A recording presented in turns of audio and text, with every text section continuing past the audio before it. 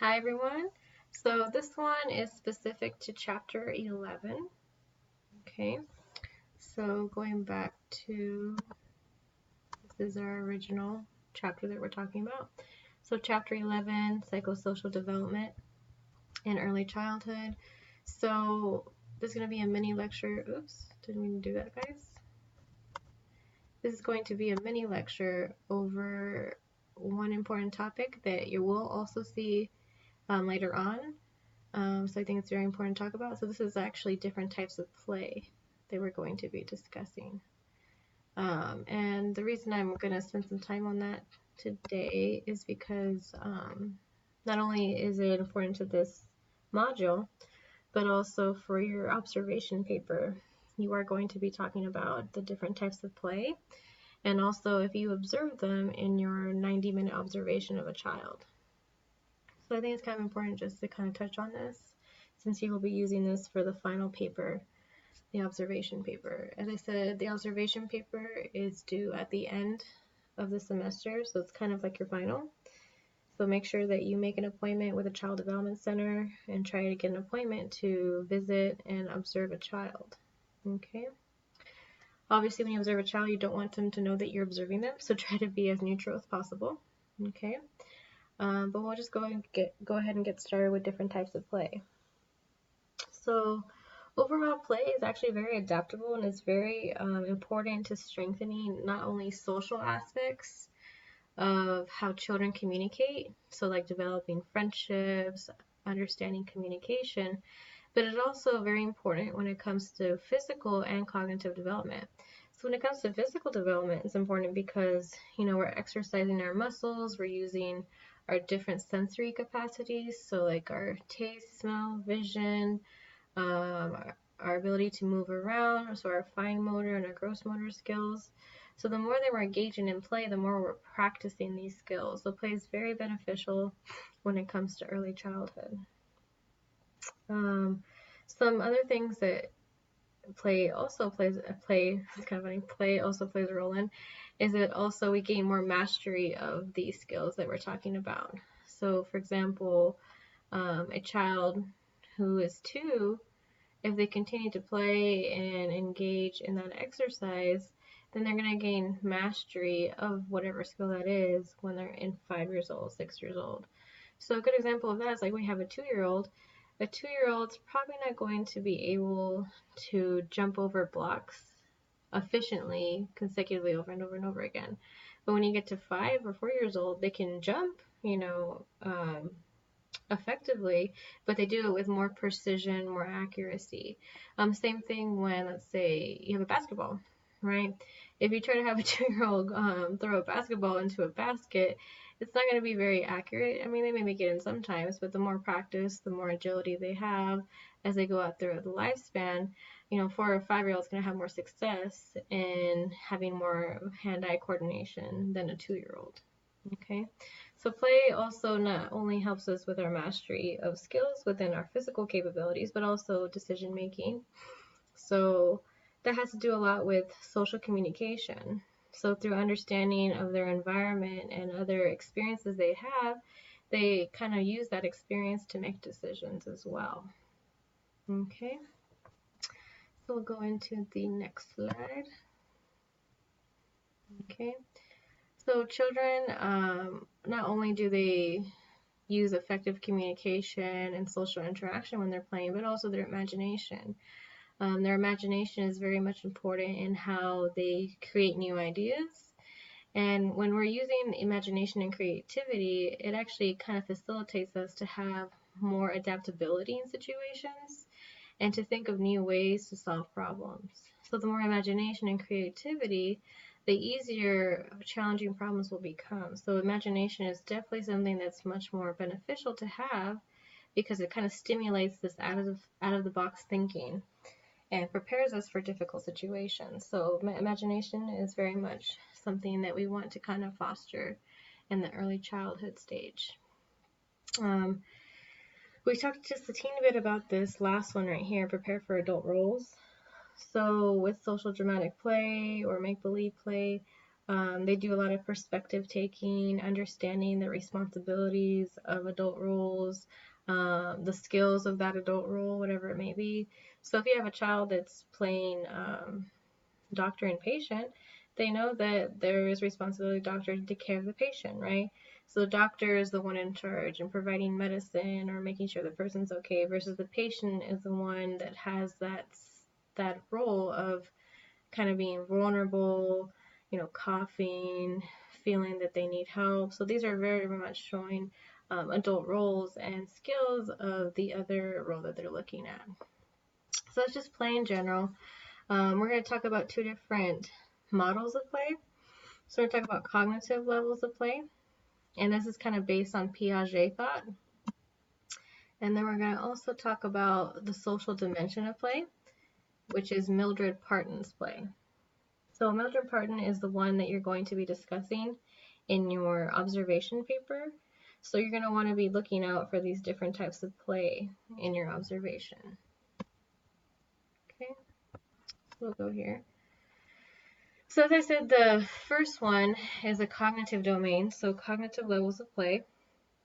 So you can kind of mirror this back to Piaget. So the first one is functional play. So this is kind of like that circular reaction that we talked about in the sensory motor stage according to Piaget. So circular movements that engage the child in their environment, and they're learning from those circular reactions of how things function, the cause and effect of things, intentional or goal-directed behavior. So that has a lot to do with that sensory motor capability. So repetitive muscular movements is functional play. And then we have constructive play. So this is the use of objects or materials to make something.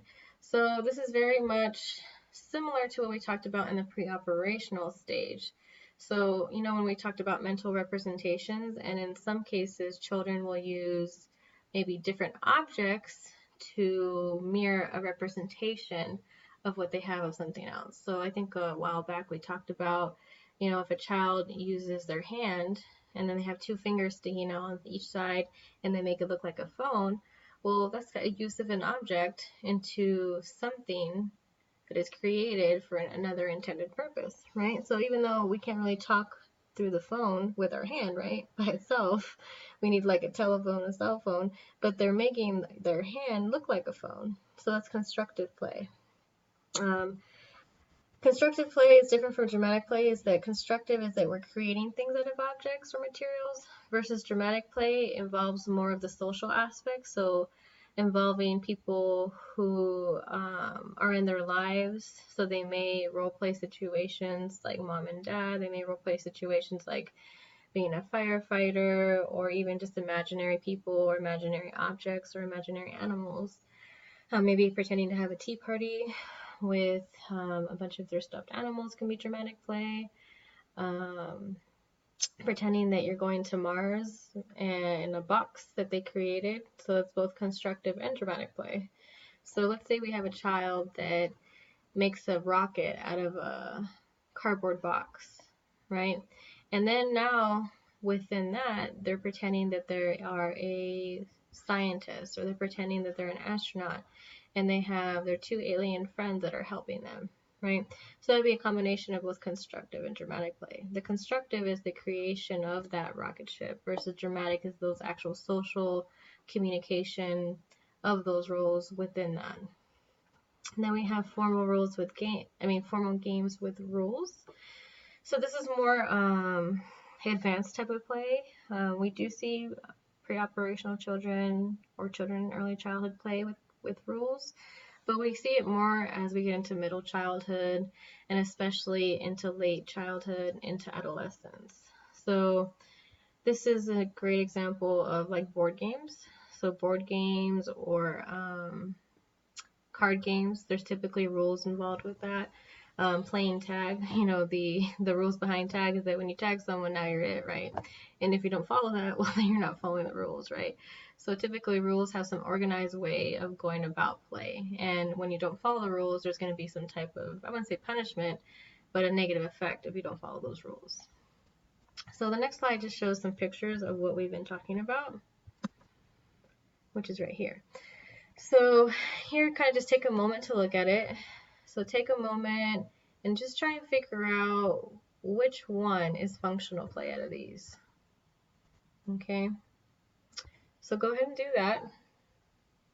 So go ahead and point to the one you think that is functional play. And if you need a little reminder, we'll go back.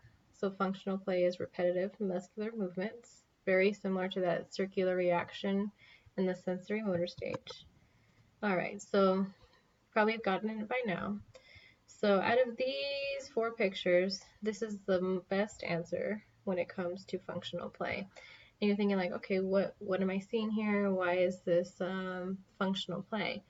Well, they probably look there about 1.5 to 2 years in this classroom right here.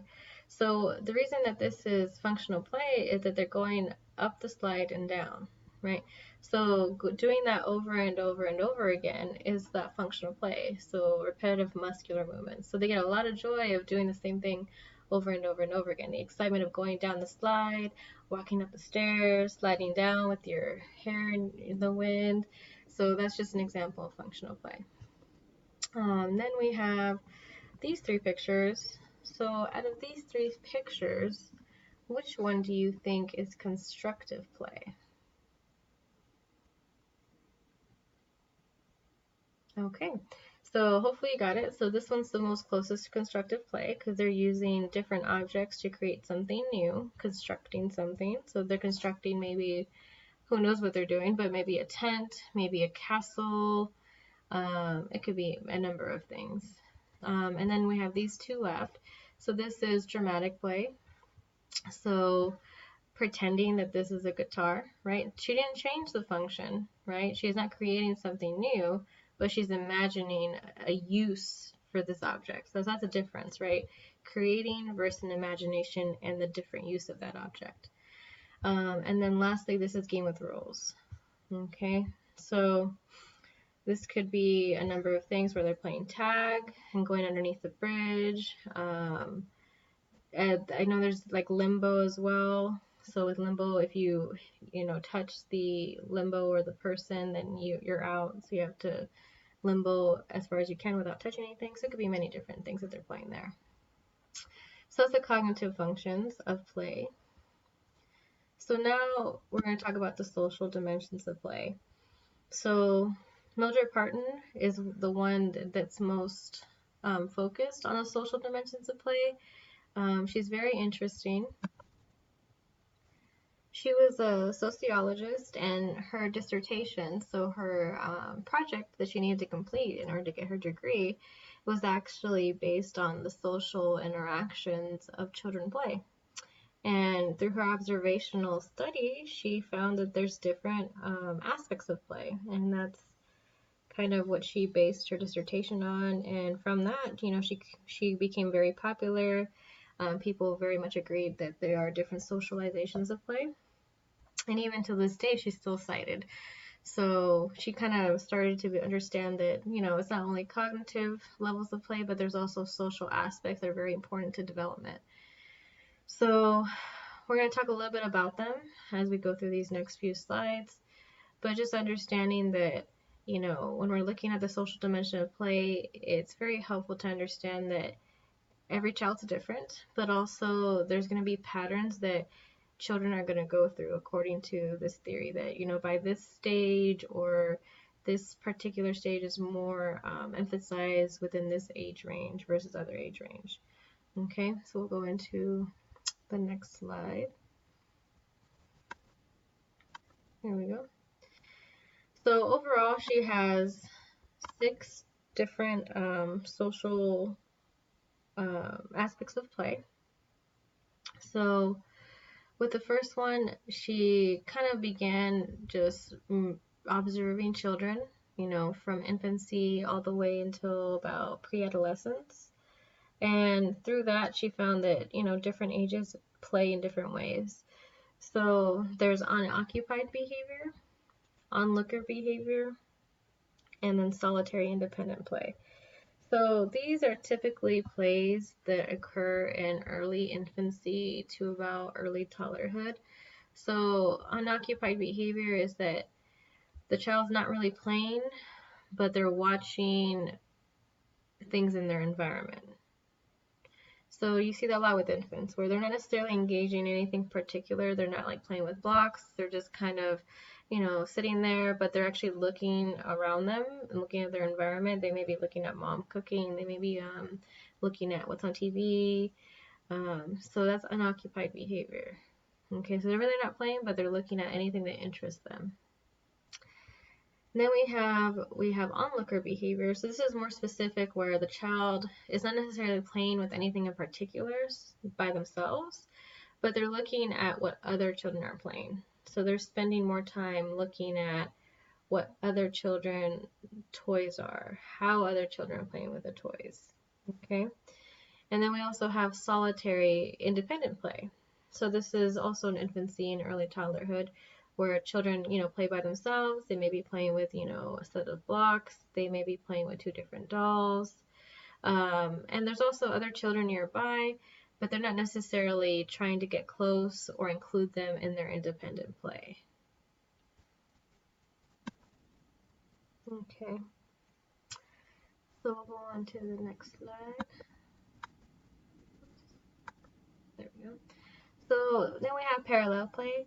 So this is where a child continues to play with their independent, objects or toys, but they're also closer to children. So the difference between these two, so they may sound very similar. So there's onlooker, there's onlooker behavior and then solitary independent play. So onlooker behavior is that just watching other children play. So you're onlooking at others, right? Then we have solitary independent play. So this is where a child's playing alone with their toys, and they're different toys or different games or different activities from the other children nearby, and they're really not making an effort to play with them. So the difference between that and parallel play is that they're playing independently still, but they're not necessarily playing with different toys. So they may be playing with the same exact toys, but they're continuing to play independently, but not necessarily engaging in anything particular with the other children around. So they're going to play separately from others in parallel play. They're going to be close to them, and they may mimic their reactions, but not necessarily engaging with them. Okay? They may see that, you roll a Play-Doh in a certain way, and they may start to mimic that reaction. Okay? And then associative play, this is when you're associating. So this is where we see more interest, more engagement of the child engaging in play. So they're playing with, how can I say this? They could even be playing with the same objects or different objects, but there is interest in that social communication.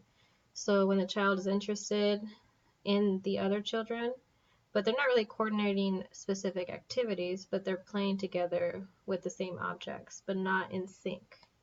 Okay? Then we have cooperative or organized play. So this is when a child is continuously interested, just like associative, except that there's more goal-directed behavior, there's more intention behind the type of play that they're doing. So there's also more like self-awareness, identifying themselves with the group, and then also group identity could emerge from this. So you start to see that there's other children that are kind of leaders versus more who are kind of going with the flow. And a lot of cooperative play, some examples of that could be, social dramatic play. For example, like playing school, playing doctor, playing firefighter. Games with rules is also another cooperative play. Tag, hide and seek, those are all examples of cooperative play. Okay, so we'll look at these over here. So these are some of the ones that we talked about. So there's non-social play, associative play, parallel play, and cooperative play. So if you go back over here, there's unoccupied behavior. The child spends most of their time watching others play, onlooker behavior, and solitary independent play. So these are all kind of grouped into non-social play right here. Okay. So going back over here, an example of non-social play is that, she's playing independently and she's really not concerned with, others around her at that time. Okay. Then we have associative play. Okay. So with associative play, if you remember, this is when they're interested in engaging in playing, but they're not necessarily coordinating activities together. So they're still playing independently, and they're next to each other, but they're not necessarily maybe engaging some goal-directed activity together. They're just next to each other. And then we have parallel play. So this is more of they are in the same environment, and they probably start to mimic each other, and they're starting to spend more time maybe looking at the other child. So they're, in a way, a parallel play, you can kind of think of it that they're on the same level, same playing field. So they may start to mimic and try to repeat some of the same actions. So you can see like he's very much looking at what she's doing, and he may repeat that in parallel. And then obviously this one's cooperative play. Any sport is cooperative play where you have to follow rules, you have a goal, intention, have to work together. You won't see that a lot in early childhood, but you may see other games that are cooperative. So like I said, social dramatic play is cooperative, playing tag, hide and seek. I'm trying to think of another one, like Red Rover is another one. I'm sure you guys can think of many. So kind of keep these in mind when you are doing your observation paper. So see whatever child that you choose, see what type of play that they're engaging in, right? And in most cases, they may engage in two. They won't engage in all of them, but you may see one that does, depending if you stay for the full 90 minutes, which I do recommend. But kind of just take a look into that and make sure that you're making note of that in your running record, okay? So please let me know if you have any questions. I will see you in the classroom.